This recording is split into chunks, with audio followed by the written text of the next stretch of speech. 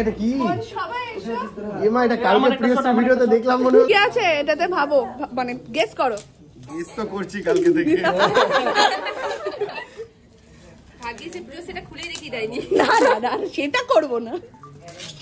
আরে ভিডিওটা তো এখন কি হচ্ছে এটা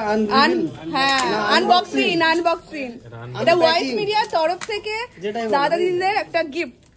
चलिए शुरू करते हैं 1 2 3